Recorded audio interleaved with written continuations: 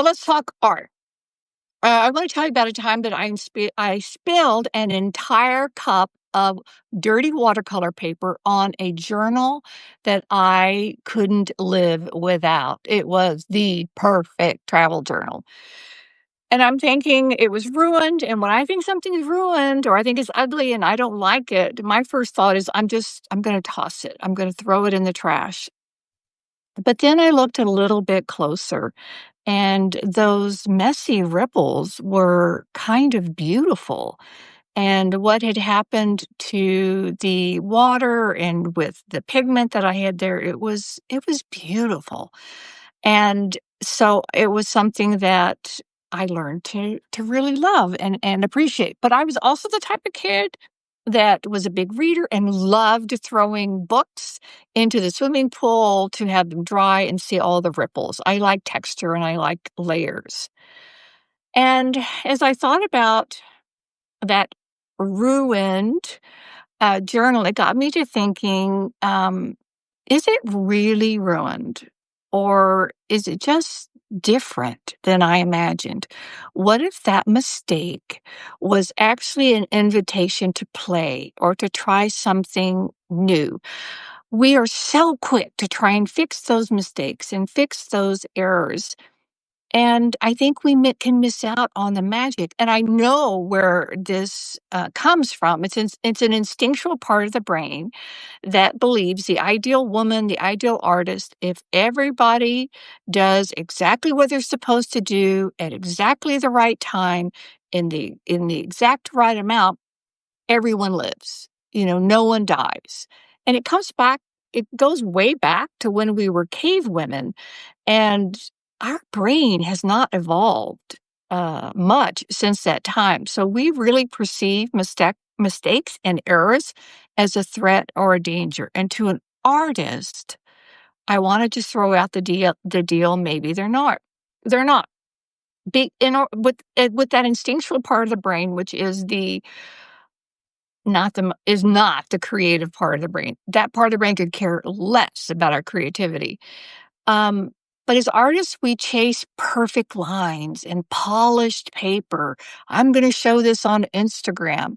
But honestly, the magic usually shows up in the accidents, the crooked line, that weird color, the ink blot that you didn't plan. And these are our fingerprints. And that's what makes work yours. That's what makes work mine. And a crooked line can only reveal itself against a straight line. But we're shooting for that standard of a straight line, and it's about contrast.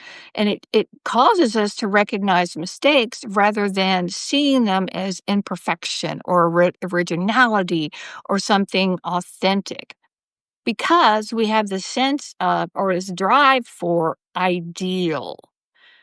And I want to throw something out. What if our mistakes are the important part of the process, or what creativity is all about, both in our life and in our art?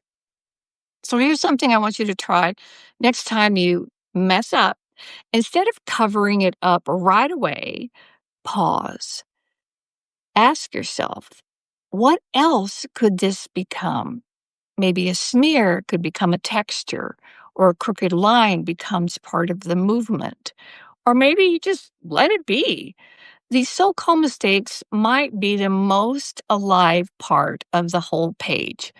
When I was in a workshop with Jean Oliver in Colorado many, many years ago, and we did these big, big pieces, and we were just following direction, doing this, doing that, putting lines, smearing, paint, white, black, color. And I was so in my head looking around. There were some pretty talented artists there. And I'm looking around and I'm just in my head the whole time. And I hated what I came out with. Just hated the big piece. In Jean Oliver style, we reframed it with a 4x4 frame. And I just would look through this big painting that I hated because it was such a mistake and such a mess. And I found the jewel. and I found the most beautiful 4 by 4 piece of art. And I just love this. I love the texture, I love the lines, I love the colors, and it was the little jewel within the big mistake. So, I want to challenge you to what if we stop seeing mistakes as disasters? They're just detours. Next time you think you've ruined a piece, remember that mistake might be the artwork, might be the doorway to your most authentic art. That is you, that is your style, your signature. It is a reflection of you. When someone looks at it, they go, oh, that's you. And if you've had a funny or surprising mistake moment, I just would really love to hear about it. And so drop it in the chat or the comments, and we will celebrate those happy moments together. And I think I do have a comment from Linda. Linda is a mixed media artist, and she creates art, and she can't imagine not creating art. And the art of making, experimenting is intertwined with who I am. Okay, I just made a mistake. That is not a message from Linda. That was her bio. So go check out Linda. So I got to tell you, for those of you who just have to cover your mistake, I am going to share with you a product just in case. And I'm hesitant because I want you to sit with the mistake. But if you can't, and I have no affiliation, no Amazon link, no, I'm not a sponsor. But if you just can't stand it, and there's one little tiny part that you would like to erase, this Dr. Martin's bleed proof white. And I like to use it maybe with white paper when maybe there's a little smudge or something it's not changing or correcting the entire piece, but I'm a very messy painter. I got a messy art table, and when I paint, it's messy. And sometimes there might be a little splash over in the corner that I don't want to be part of the piece. I don't use this to change my art. I use it to maybe correct that little corner. So I hope you enjoyed this. I loved being with y'all. And until next time, from my messy art table to yours.